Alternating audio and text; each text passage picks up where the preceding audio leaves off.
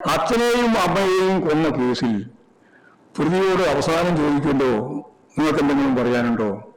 അവ പറയുന്നത് എന്താ? പ്രിയ പറയുന്നത്, എൻ്റെ അച്ഛനും ഇല്ല അമ്മയും ഇല്ല, ഞാൻ ഏതായിട്ട് നിൽക്കുന്ന ഒരവസ്ഥയാണ്, അതുകൊണ്ട് കോടതി എന്നെ വെറുതെ വിടണം എന്നാണ്. ഇതാണ് അതിന് മറുപടി കേട്ടോ. അച്ഛനെയും അമ്മയെയും കൊന്നതിന് ശേഷം ഞാൻ ഒറ്റപ്പെട്ടു പോയി, അച്ഛനുമില്ല എനിക്ക് അമ്മയില്ല എന്ന് പറഞ്ഞ പോലെയാണ്. ഇവിടെ കേരളത്തിലെ ഗവൺമെന്റ് നിങ്ങൾ എന്തില്ലാതെ പറയുന്നു?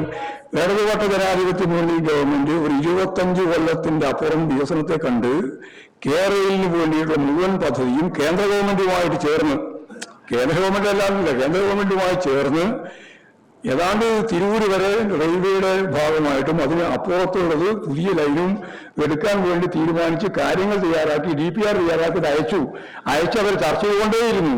അങ്ങനെ ചർച്ച ചെയ്തുകൊണ്ടിരിക്കുന്ന സന്ദർഭത്തിലാണ് ഭൂമി ഏറ്റെടുക്കേണ്ട ഉത്തരവാദിത്തം കേരളത്തിലെ ഗവൺമെന്റാണ് എന്നുള്ളതുകൊണ്ട് ആ നിലപാട് സ്വീകരിച്ചത്.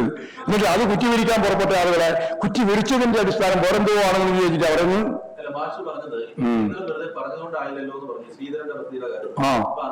അല്ല, ശ്രീധരൻ ഗവൺമെന്റ് പറയുന്നില്ല.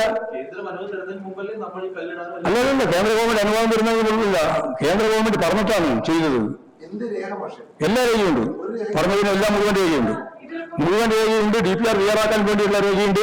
DPR തയ്യാറാക്കി പുറത്തതിന് ശേഷം അതിനകത്ത് ഇന്ന മാറ്റങ്ങൾ വരുത്തണമെന്ന് പറഞ്ഞിട്ട് ഇങ്ങോട്ടയച്ച രേഖയുണ്ട്. എവിടെ രേഖ പോയിന്ന നിങ്ങളെല്ലാം പറയുന്നൊരു വല്ല അവസ്ഥ വേണ്ട. എല്ലാ രേഖയുണ്ട്.